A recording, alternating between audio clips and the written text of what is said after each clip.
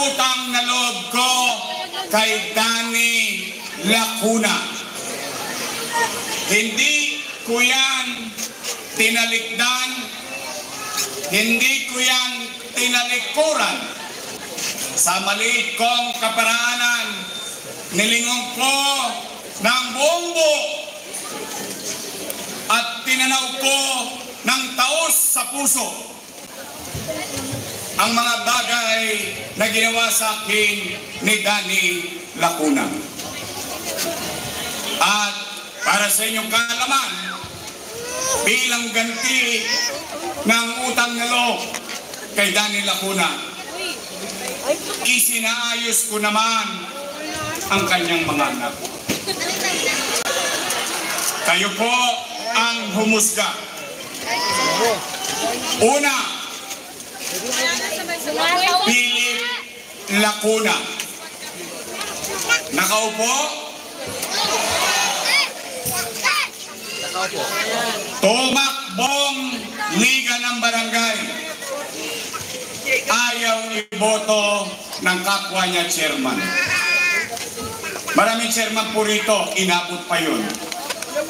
Nakiusap ako sa mga chairman. Sige na, pagbigyan na natin. Hindi, suplado eh. Hindi na, alam mo yung mga konting kuskus palungos, huwag na natin intindihin. Tanawin na lang natin si Boss Danny. Nanalo! Makaisa, makadalawa, makatatlo, natapos ang termino bilang presidente ng Liga ng Barangay. Matapos, pinatakbo natin yung konsihal. Nanalo. Sumunod, Lay Lacuna. Ayaw din iboto ng mga barangay chairman. Bakit? Suplada. Yun ang sabi nila. Hindi naman ako komputante nila. Yun naman kinukwento ko lang. Nakiusap akong muli sa mga barangay chairman.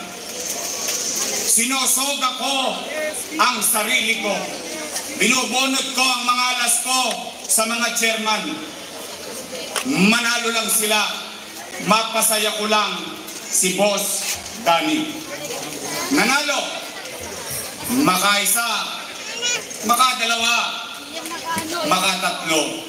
Yung huli, may sakit pa ako. Ito, nandito yung mga chairman sa East Ocean. Nilalagnat ako. Nagsoshow ako sa GMA 7 bilang host ng tahanang pinakamasaya. Nasarado na.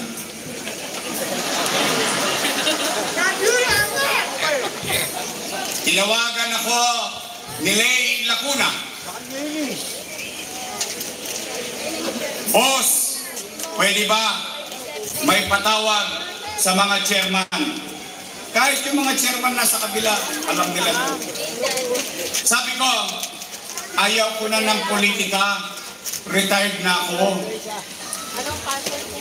Boss, pakisuyo lang, endorso mo lang ako. Nagpunta ako. Harap kayo. Masama ang pakiramdam ko. Tosgas pa ako. Awa ng Diyos. Overwhelmingly nanalo. Ilang Lacuna na?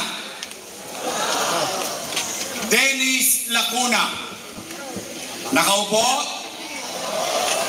Kahit na inireklamo sa akin yung zoning.